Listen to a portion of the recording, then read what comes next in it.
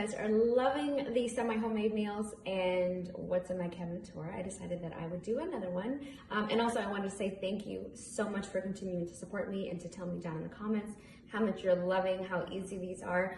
The reality is life is busy, and so you do what you can, but any way that I can show you a cheat sheet, I will show you. So for this recipe, I am making monkey bread, which is a huge favorite of ours. And typically it's time consuming because I make my own rolls. But I'm going to show you with under 5 ingredients how you can make monkey bread that's so delicious. Brown sugar, some Grand's biscuits, some butter, some cinnamon. Bear in mind that if your family loves nuts and whatever additions, this recipe is so easy to add anything to. You can deviate from it.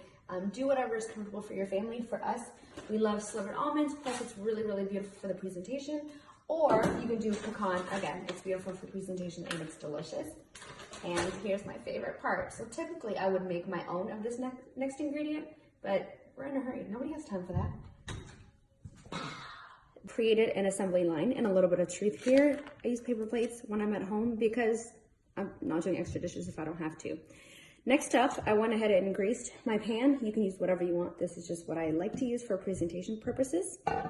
Also, in my assembly line here, I went ahead and melted the stick of butter. And I also forgot to mention that I used regular sugar. So it's half regular sugar, half brown sugar mixed with cinnamon. And I'll put the recipe down below so you'll have it. And then I took the Pillsbury biscuits out. And we're just going to quarter these and make them easier. We're going to use our kitchen scissors.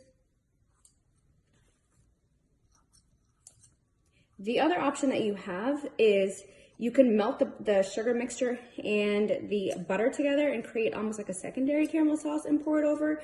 However, I'm greedy. I want cinnamon sugar in every single bite. I want that butter. If I'm going to use the calories, I'm going to eat them. Otherwise, I feel like it's kind of a waste. So I want to be able to taste the butter and sugar in every single bite. So aside from the fact that I look like Dora the Explorer with this haircut, this next part is so fun. Depending on how you feel about your kids joining you in the kitchen, they can help here. So we'll take one of our pieces, we'll dunk it in the butter. Yeah, I said it.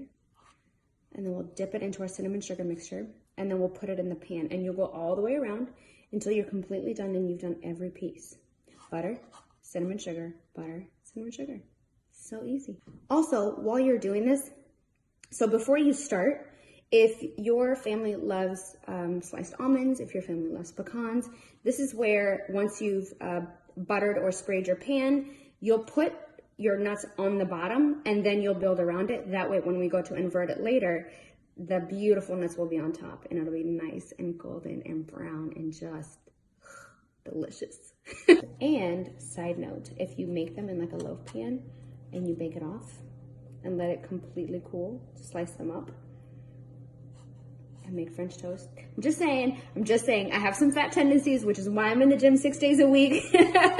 So that would make monkey bread, French toast. So serious. Okay. Now we're done with this part, and next is the funnest part of all.